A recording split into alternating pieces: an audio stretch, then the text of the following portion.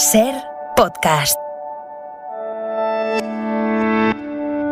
Es el gran año de la ciencia ficción de megaproducciones basadas en clásicos de la literatura. Después de Dune en cines llega Fundación, la obra de Asimov que adapta Apple TV. Hablamos con sus protagonistas de uno de los proyectos más ambiciosos de la temporada. También Movistar Plus estrena su gran apuesta, la primera serie de Alejandro Amenábar, La Fortuna. El cine en la Ser con Pepa Blanes.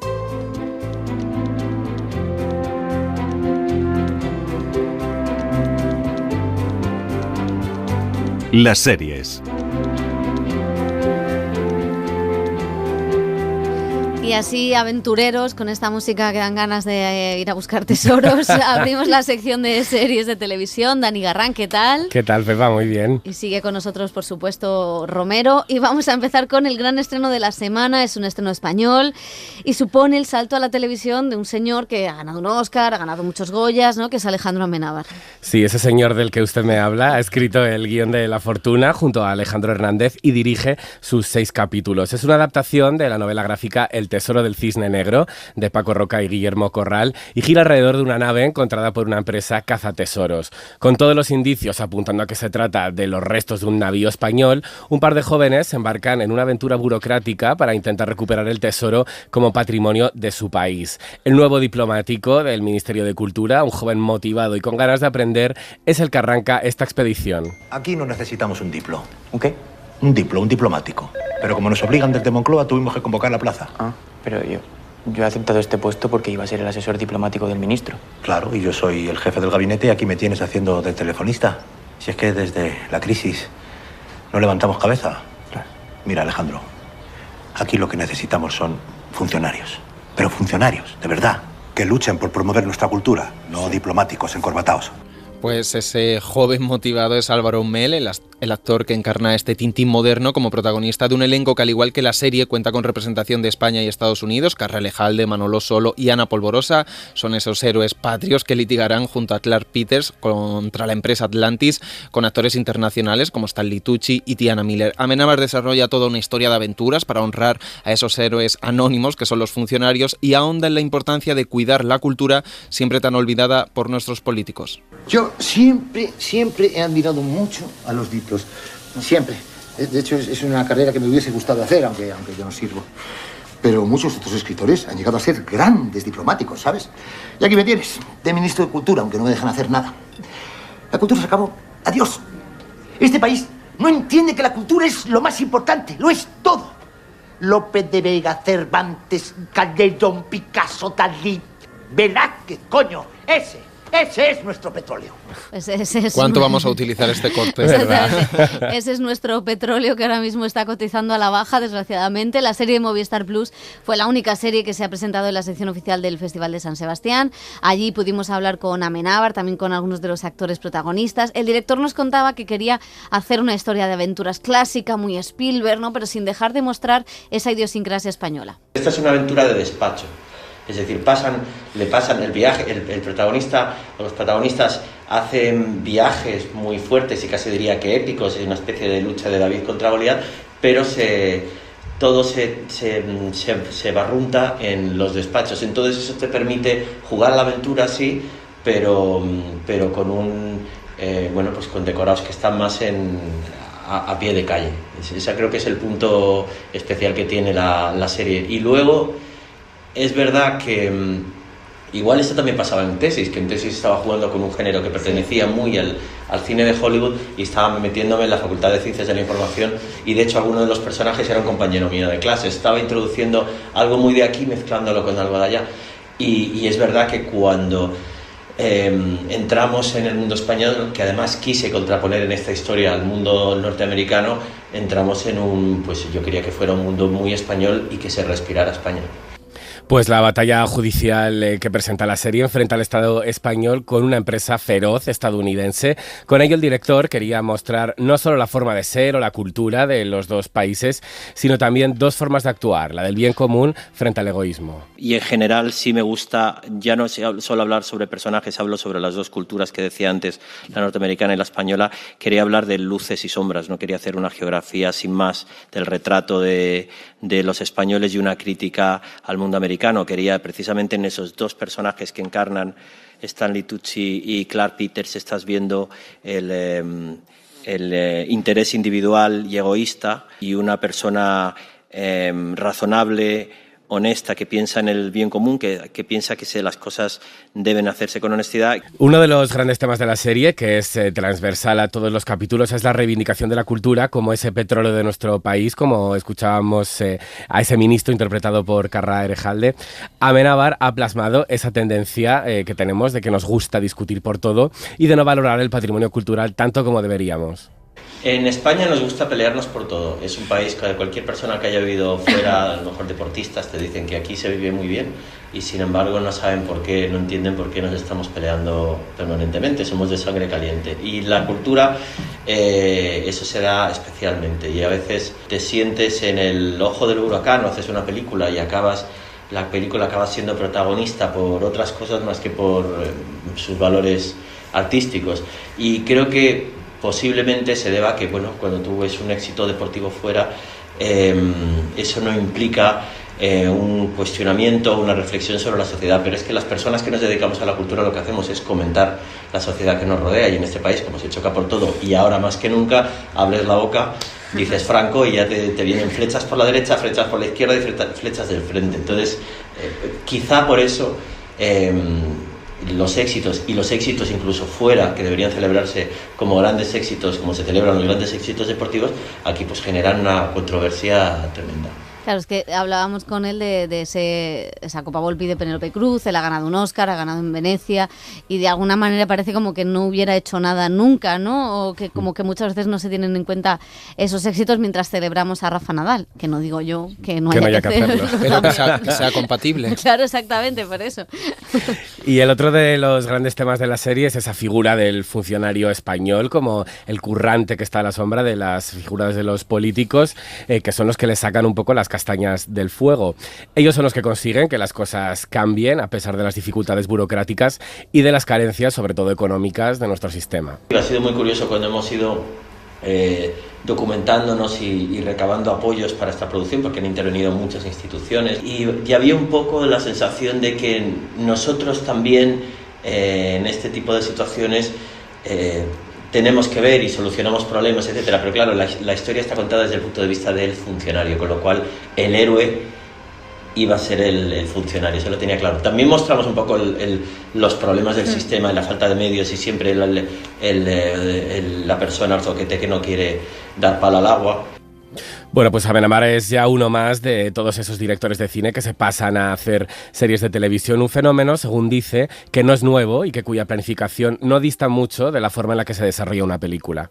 Cuando te encuentras con la labor de adaptar un cómic como este, tienes que decidir qué dos caminos vas a coger. Si te vas precisamente a pegar a los hechos reales o te vas a despegar de ellos. En ese sentido, intentamos no tener ningún contacto ni referencia con ningún caso real. Más bien sí me he documentado, por supuesto, de varios casos de la legislación al respecto, pero no hemos tenido ninguna intención de que nuestra historia se pegara a ningún hecho real. Bueno, pues la fortuna, además, esos dos jóvenes, Ana Polvorosa y Álvaro Mel, pues están en las antípodas políticas y llegan a entenderse, ¿no? Amenábar vuelve a hablar de alguna manera de la convivencia en tiempos de crispación, como ya hizo en Mientras dure la guerra. Yo a la gente la veo de dos tipos: conservadora o progresista. Ese es el eterno choque de fuerzas, ¿vale?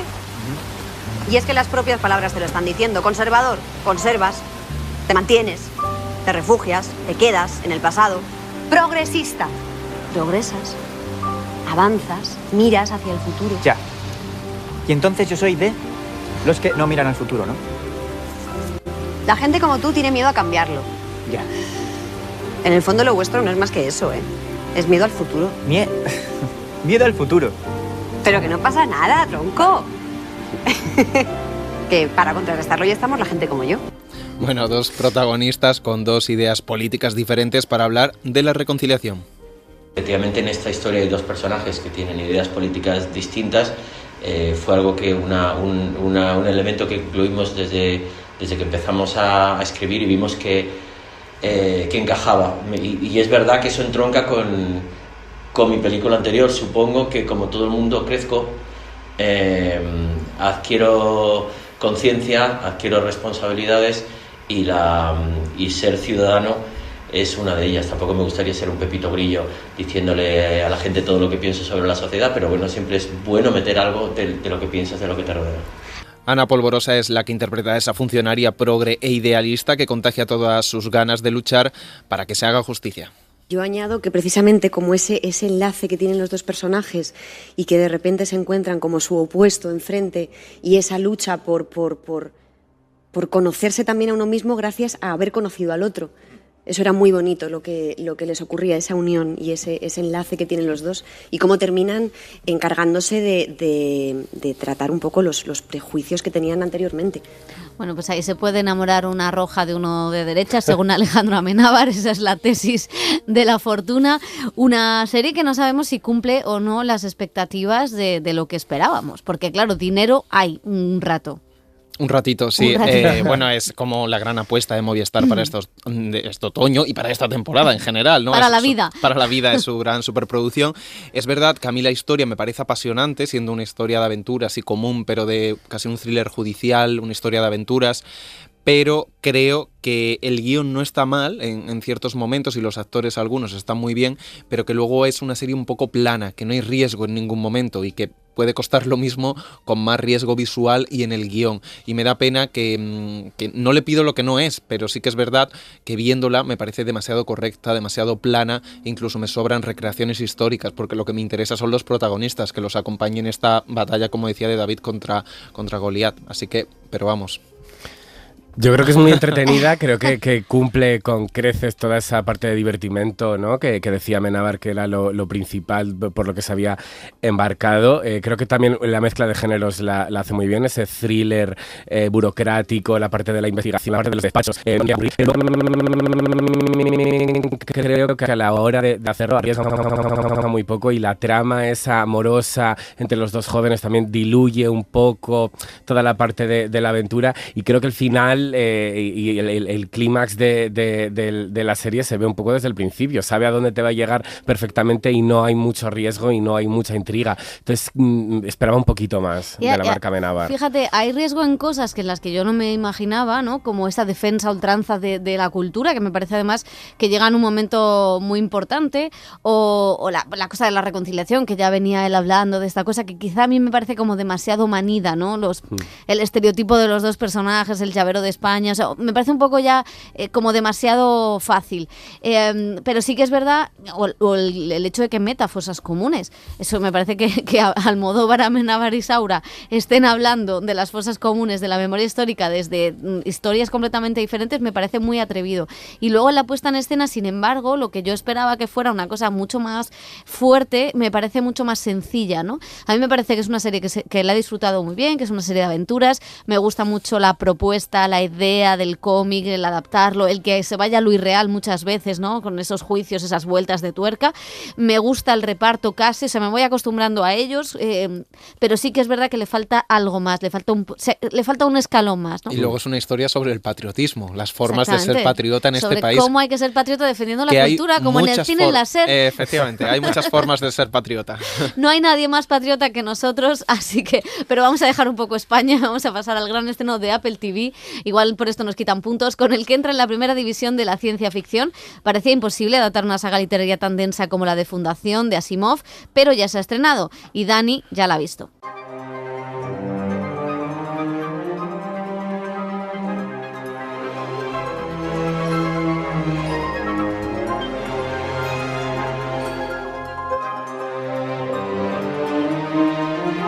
Los primeros libros de Fundación se publicaron en los 50 y fueron motivos de inspiración para títulos desde Star Wars hasta Dune.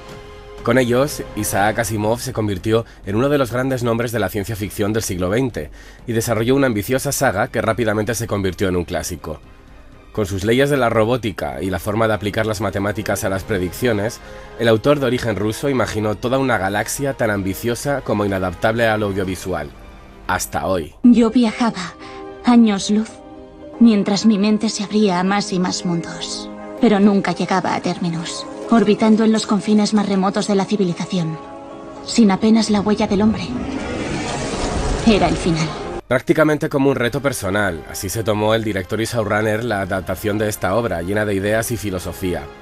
David Goyer se convirtió en uno de los mayores fans de Fundación desde muy joven y reconoce que el público para el que escribía en un entorno posterior a la Segunda Guerra Mundial no es el que existe hoy en día. That's part and parcel with adapting great works. The thing of it Es parte de la adaptación de grandes obras.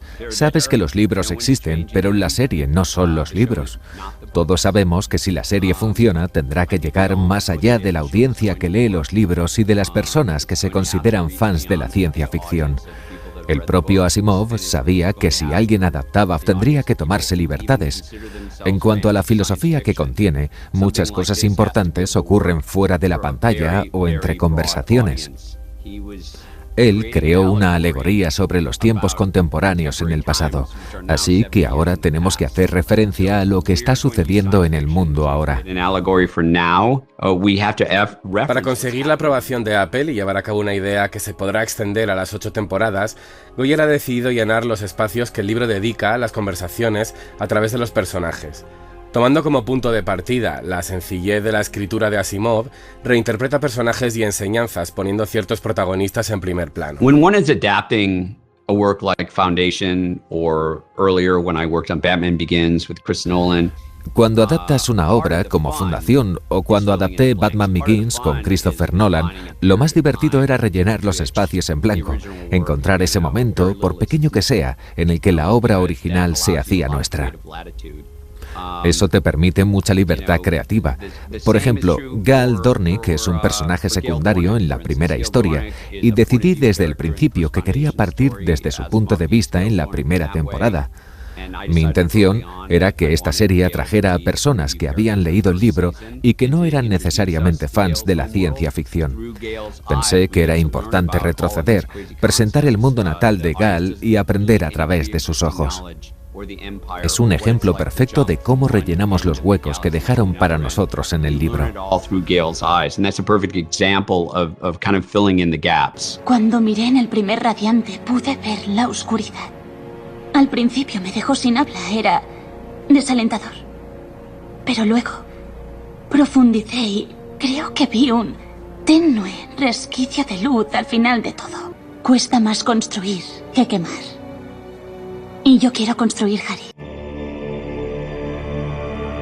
Gal es una de las grandes protagonistas de la saga, una joven matemática que sale de su planeta por primera vez para encontrarse con la complejidad del imperio y sus mandatarios. La actriz de origen africano Lou Lovell la encarna en la ficción, cambiando así el género del personaje, que en los libros es un hombre. Lo mismo ocurre con Salvor Hardin. Asimov era un humanista convencido, pero sus textos siempre destacaron por la ausencia de personajes femeninos y racializados. Goyer actualiza esta tendencia 70 años después. Yeah, for me that was a no-brainer, and it was the first question that I proposed the Asimov estate. There are virtually no... Para mí fue una obviedad, y fue la primera pregunta que planteé, ya que la historia prácticamente no tiene personajes femeninos, y el primer libro creo que solo hay un personaje menor con un par de líneas.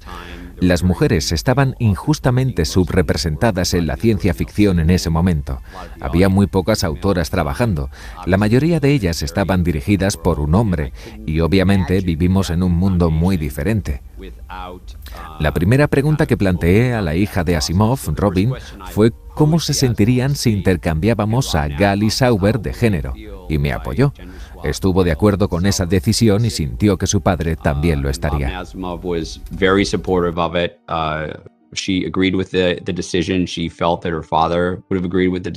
Fundación abarca distancias imposibles y arcos de miles de años, pero todo se hace accesible a través de Hari Seldon, el matemático experto en psicohistoria que pronostica a través de la ciencia la inminente caída del imperio y el largo periodo de caos y oscuridad por el que toda la galaxia deambulará.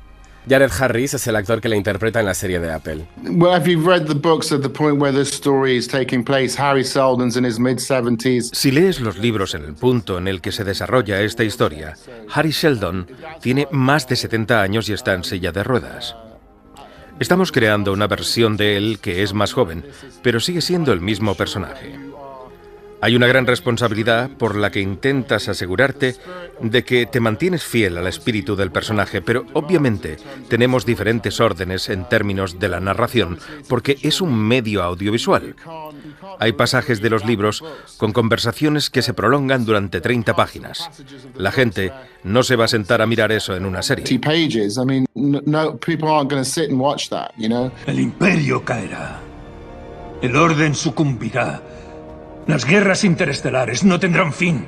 Hasta 10.000 mundos reducidos a cenizas radioactivas. Nada de lo que hagamos puede evitarlo. El tribunal es testigo de que el Dr. Sheldon hace predicciones destinadas en realidad a acabar con la confianza del pueblo.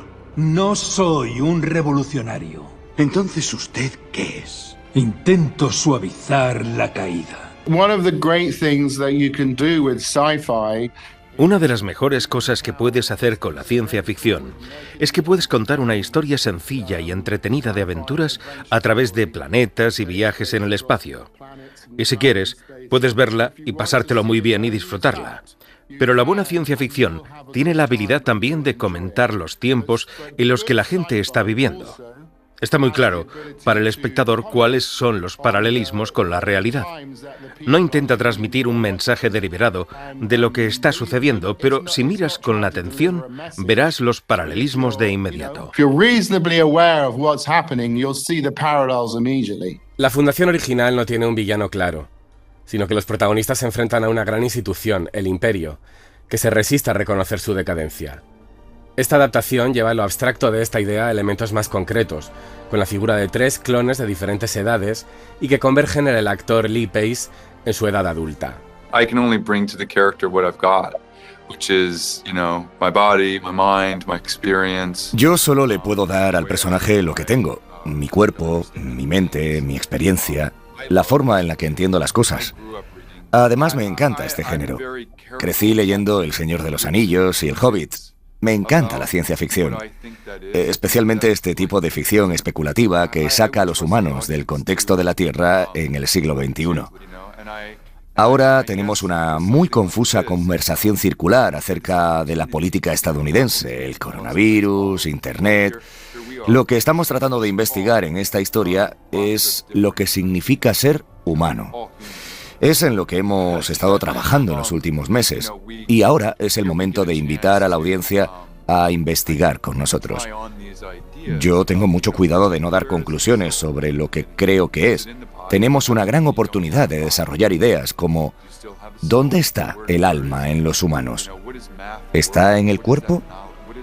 ¿Qué sucede cuando ya no tienes un cuerpo? ¿Aún la tienes? ¿Dónde está? Son cosas que se tratan mejor desde un plano espiritual. Are there certain things that are better explored through spirituality? ¿Imperio? Nos han informado de que en tus aposentos se ha descubierto un opúsculo escrito por Hari Seldon. Ha acumulado muchos seguidores, personas que depositan su esperanza en cada palabra que dice Seldon. Las palabras tienen el poder de avivar incendios, Sorlio. La ciencia ficción goza de un momento de esplendor en lo audiovisual. Fundación llega para superar a otras ficciones muy dignas del género, como The Expanse o Rise Bad Wolves, y ha coincidido con uno de los grandes estrenos en cines en los últimos meses, el de Dune, otra mastodóntica adaptación de una novela llevada al cine por Denis Villeneuve. I know some people have been comparing Foundation and Dune in the press. It's a bit of an unfair comparison. Sé que algunas personas comparan Fundación y Dune, y es una comparación un poco injusta, porque uno es un largometraje y la otra es una serie en emisión. Yo amo Dune y me encantó la película y también he leído los libros, pero esa historia tiene un solo mundo y nuestra serie es una especie de galaxia. Además, no creo que tengas que ser un fan de la ciencia ficción para disfrutarla. Creo que ambos pueden existir y hay gente como yo que es fan de Dune y de Fundación y después de décadas por fin podemos verla en pantalla grande. After decades and decades, both of them are being brought to screen. They don't cannibalize one another.